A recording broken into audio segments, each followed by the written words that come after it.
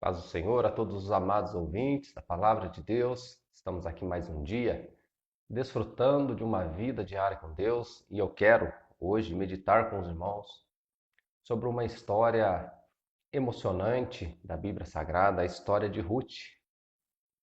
Então, no seu capítulo número 1, versículo de número 1, diz assim: E sucedeu que nos dias em que os juízes julgavam, houve uma fome na terra. Por isso, um homem de Belém saiu de Belém de Judá, saiu a peregrinar nos campos de Moabe, ele, sua mulher e seus 2 filhos.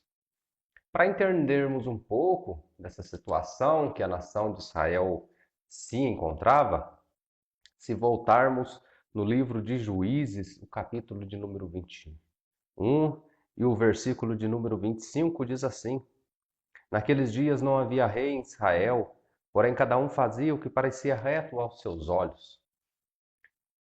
Nada é mais trágico a uma nação do que uma nação sem liderança, uma nação na qual cada um faça o que pareça reto aos seus olhos, uma nação onde não há leis, ou as leis não são respeitadas, ou essas leis estão corrompidas, uma nação onde não tem uma liderança, onde as pessoas ficam vulneráveis aos seus pensamentos, aos seus corações, aos desejos do seu coração.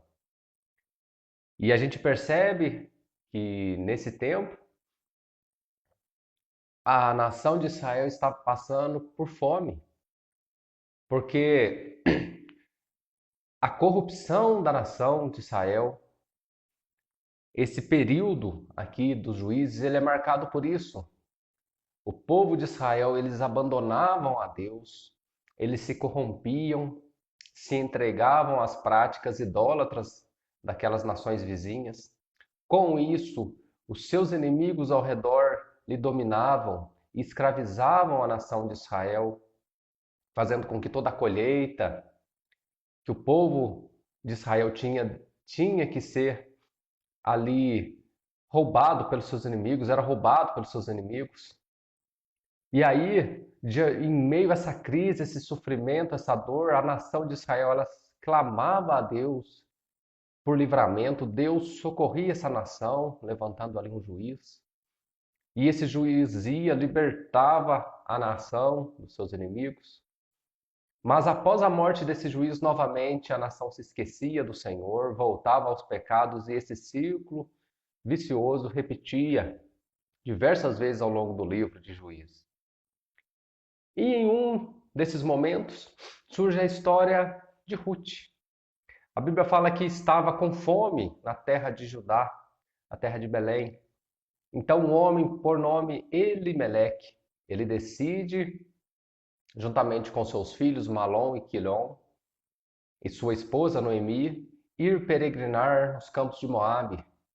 Ao chegar nos campos de Moabe, a Bíblia vai dizer que Elimeleque morre, os seus 2 filhos casam com Ruth e Orfa.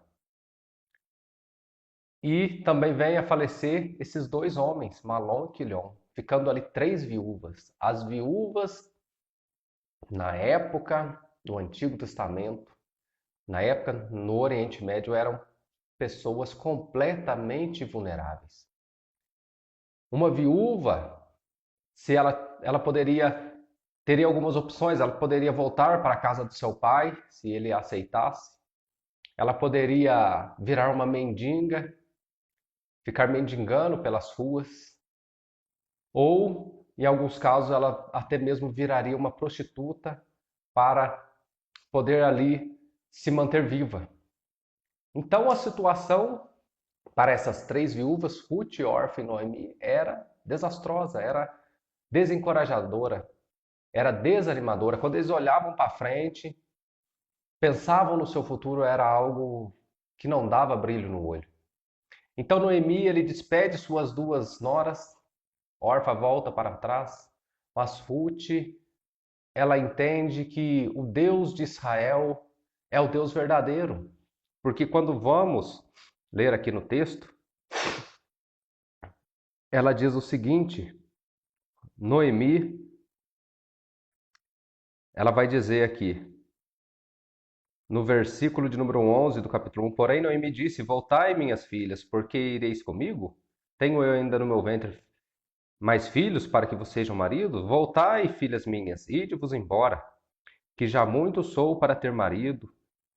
Ainda quando eu dissesse, tenho esperança, ou ainda que esta noite tivesse marido e ainda tivesse filho, esperá-los ieis que viesse ser grandes? Aqui Noemi está dizendo que ela não tinha mais capacidade de gerar novos filhos para oferecer a Ruth órfã, segundo a lei do levirato, em que se um irmão morresse, deixando uma viúva, o outro irmão deveria casar com a viúva. Então ela diz no versículo 15, pelo que disse, eis que voltou tua cunhada ao teu povo e aos teus deuses, volta tu também para a tua cunhada. Aqui ela está dizendo a Ruth, porque quando Noemi insiste, órfã volta para trás, volta para o seu pai, volta para o seu povo, volta para os seus deuses pagãos. Mas Ruth se apegou, não queria largar de Noemi. Então Ruth ela faz uma declaração de fé extraordinária. Ela diz: não me inste para que te abandone e deixe de seguir-te, porque aonde quer que tu fores, irei eu, e onde quer que pousares, ali pousarei eu. O teu povo é o meu povo, o teu Deus é o meu Deus. Ruth entendeu que o Deus de Israel é o Deus verdadeiro, é o Deus Senhor, e é o Deus Jeová Jireh, o Deus de toda a providência. Então Ruth se apega a Noemi e as duas juntas voltam para Belém. Interessante notar que, como eu disse, as viúvas naquela época não tinham nenhuma esperança. Era muito difícil para elas. Mas Deus, o Deus de Israel, o Deus verdadeiro, o Deus da Bíblia, ele é aquele que trabalha para aquele que nele espera. E Ruth alcançou graça aos olhos do Senhor, porque quando ela volta juntamente com Noemi para Belém, a Bíblia diz que ali havia um parente próximo. E esse parente próximo, por nome Boaz, ele acaba se casando com Ruth. Ali eles geram um filho por nome Obed. Obed gera Jessé, Jessé gera Davi. Então Ruth passa a fazer parte da linhagem real, da linhagem do Messias. Então uma viúva que até então não tinha nenhuma esperança, ao crer no Deus de Israel, ela tem fartos dias e uma história emocionante, em que ela acaba se casando com Boaz, um parente próximo, e tem uma vida abençoada. E meus amados irmãos e ouvintes, este livro ele nos traz grandes reflexões.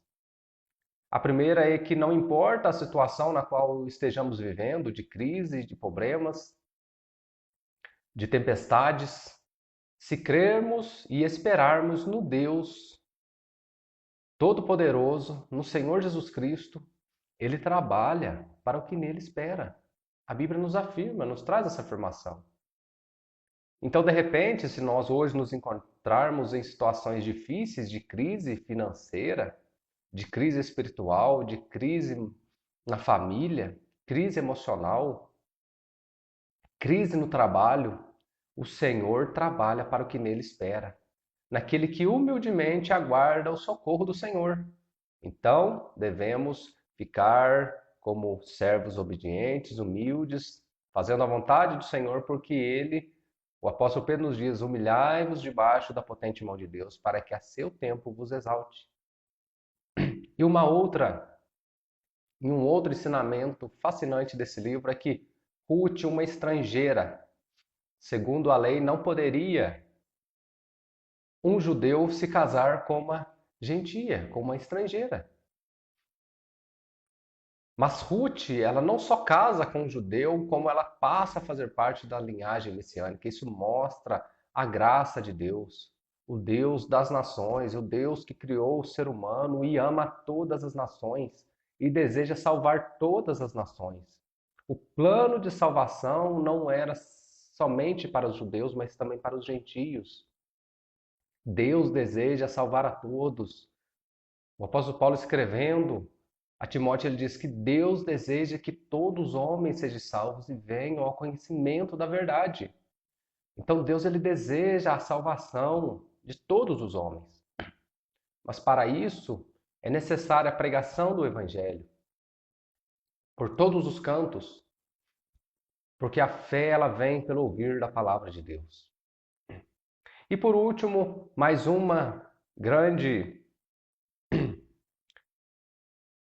outra grande instrução, outro grande ensinamento que esse livro nos traz é na maneira das simbologias, da tipologia do livro. Aqui nós vemos Ruth, ela simboliza a igreja, e Boaz significa Cristo, simboliza Cristo. Então nós vemos nós que outra hora o apóstolo Pedro vai dizer, não éreis povo. Nós que estávamos caídos, mortos nos nossos delitos e pecados. Cristo nos redimiu, nos resgatou. Ruth estava numa terra distante, servindo a deuses pagãos, mas aparece aí depois, na frente, a figura de Boaz que a resgata, que a redime, que a remiu, que pagou a sua dívida, que resgatou a sua herança, o seu direito de herança. Isso foi o que Cristo fez para conosco, meus amados ouvintes. Nós que fomos criados para viver juntamente com Deus, ter uma comunhão plena com Deus, perdemos esse direito lá no Jardim do Éden, quando Adão e Eva desobedeceram a Deus. Mas Cristo, ele é esse nosso parente resgatador, que aparece e nos resgata novamente para Deus, que nos traz, que nos leva novamente à presença de Deus, que nos remonta à comunhão plena com o Pai. E mais, ainda nos promete a vida eterna, de um dia poder morar juntamente com Ele, de servir a Ele na sua presença, vê-lo face a face. Essa é a nossa grande esperança. Que Deus abençoe a cada um nesse dia. Encorajo a todos a lerem a história de Ruth. São 4 capítulos, um livro rápido, de rápida leitura. Uns 20 minutos você lê esse livro. Então leia esse livro, trará grandes ensinamentos para a sua vida. Deus abençoe a cada um, em nome de Jesus. Amém.